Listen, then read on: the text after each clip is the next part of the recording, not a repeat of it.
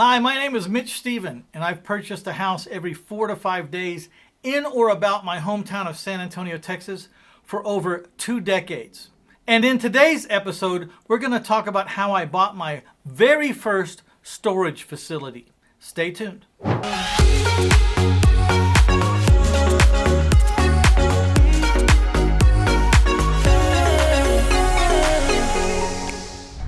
My very first storage facility was a big eye-opener.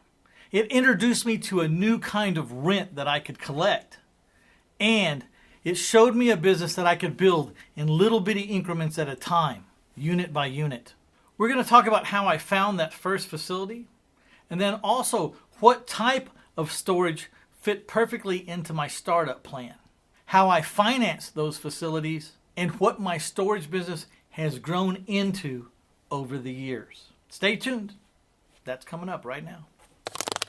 My very first storage facility came to me from a broker/realtor. His name was Dow Sherry, and he was a very quiet, wise old gentleman who was sitting up in the hill country of Texas, silently owner financing lot after lot after lot after lot. Come to find out, little old Dow Sherry was owed about 2,500 payments for lots scattered all over the lake area where I lived. While the first one came kind of out of the blue from a realtor/broker, what I did after that might appeal to you. You see, I went to Dow and I said, "Hey, I bought that last facility from you and I like it a lot. What do I do to get more just like it?" And then I asked him, how many of these facilities or around Canyon Lake where we live? He says, "I don't know. Let me do some research." And he came back and he said, and I don't remember exactly, but there was something like 80 facilities around the lake. Mom and pop, little bitty facilities. I said, "Okay, can I get their addresses to all of them? The address for each and every owner?" And he said, "Yes." And he provided me with that list. And what I did after that was I made 12 bundles of 80 letters. The letters were always the same. All the letters said the same thing. And they were all exactly identical. But they were in stacks of 80. 80 here, 80 there, 80 here, and so on and so forth. 12 bundles. Because my plan was to send out a letter offering to buy those facilities from the owner once every 6 months.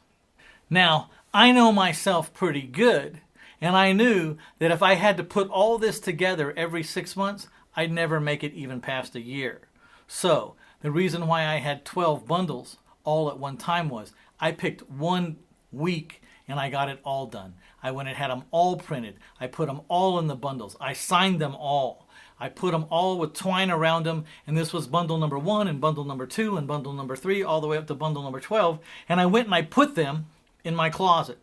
And then I set an alarm for the first month of every year and the 6th month of every year. And when that alarm would go off, I would go grab a bundle, take it to the post office, ask them how much was the postage for all of these, pay them, and leave.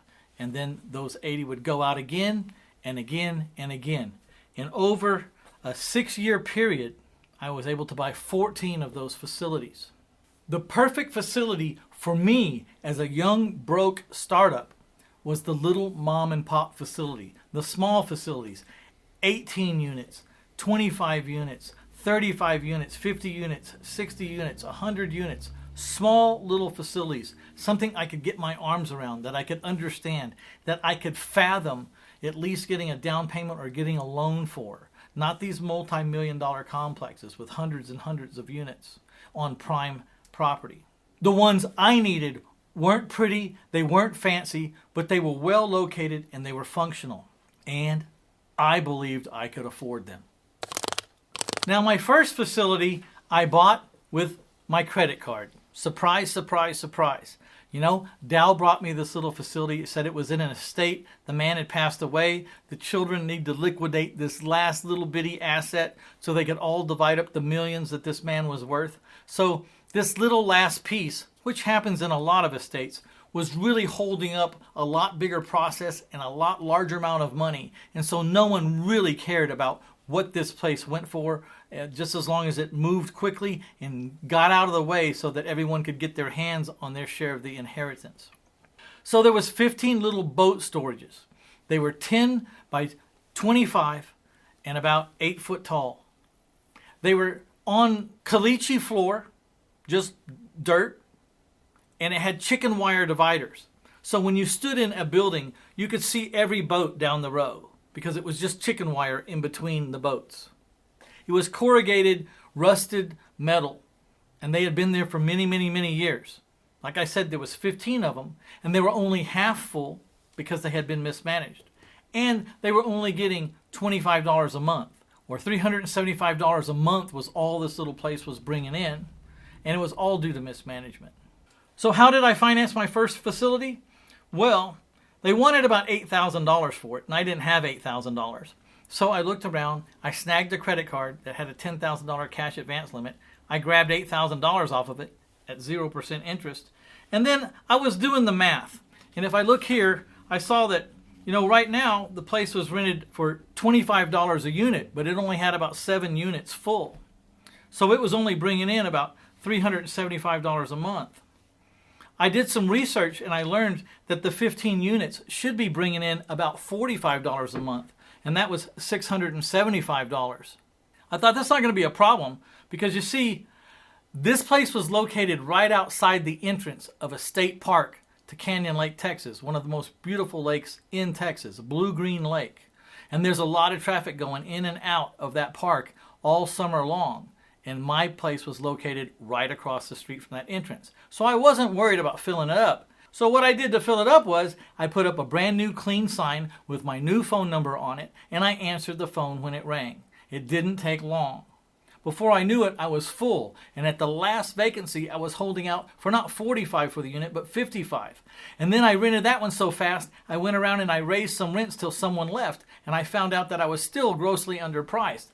Turns out I moved all the rents up over a short period of time to $65 a month per unit, and now I'm collecting $975 a month. It didn't take very long to pay back that $8,000 credit card, especially because it was 0% interest. So every payment I sent in, I'd collect $975 for the month, I'd send in $975 to my credit card. It went 100% to the balance of the $8,000. So, in less than a year, I had cleared out this credit card.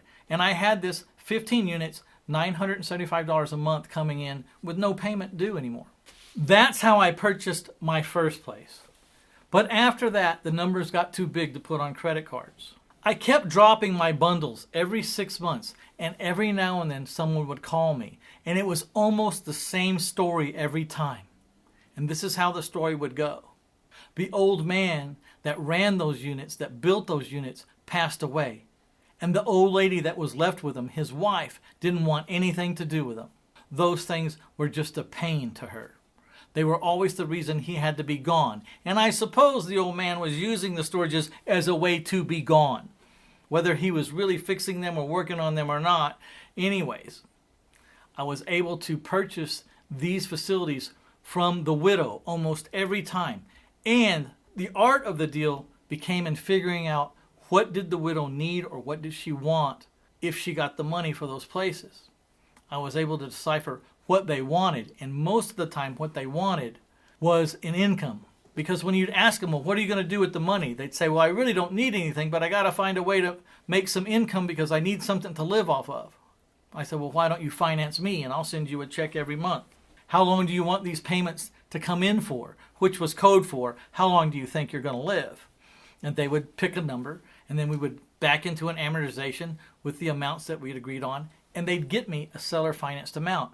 100% of my sellers of my 14 locations around Canyon Lake, Texas, seller financed me. All I had to do was come up with some down payments. Most of the time, I had to come up with a down payment. I could do that down payment off of credit cards, or as I started to get more and more facilities, I would have down payment money saved up in an account. It wasn't so hard to come up with $10,000 or $15,000 once I had 100 units, 200 units. Money just seemed to stack up. Whenever there was a need for a down payment, I started to be able to just reach over the account and get it and put it in. And for 12 years, I rolled back every penny that I made from storages back into expanding the storage business or improving the units that I had or adding on to the facilities that I had. For 12 years, the only thing I took out of that account was $2,000 so my wife and I could go to a vacation once a year, all-inclusive resort down in Mexico. And that's all I would ever take out for 12 years. Now, before we go on to what this business has grown into, and you're going to be amazed, let's talk a little bit about that like button and that share button. Please hit the like button, hit the share button, and for heaven's sakes, if you haven't subscribed already, hit the subscribe button. Come on. You know, I bought those first 15 units in 1991, and since then, I've continued to grow that business. As I mentioned, I rolled back the money from the storage business back into the storage business almost 100% for 12 years. Today, I have 14 locations with 1,300 doors. On average, I'm owed $100 per door per month. So let me do the math for you real quick. 1,300 times 100 equals $130,000 a month. As you can imagine, I've been paying down and paying off these places for almost 30 years. So I don't owe much on these businesses. It turns out that this little sideline business of collecting storage units has been the catalyst to catapult my retirement possibilities way ahead of schedule. I was always over here flipping houses, building up cash, building up wealth, and whenever I had the extra money, I'd always throw the extra money into my forever strategy, which was buying self-storage units or improving my self-storage units. One day I looked up and I really don't have to work anymore. I mean, let's face it, most of y'all out in the audience could live very well off $130,000 a month, don't you think? Now, I don't get to keep all that $130,000. I got taxes, I got insurance, I got electric bills, and I got maintenance, and I got some stuff, but I get to keep plenty of it. And that's what gives me a great peace of mind. I just keep going because I want to see how far I can go, and I want to see how many people I can help along the way. That's why I'm here.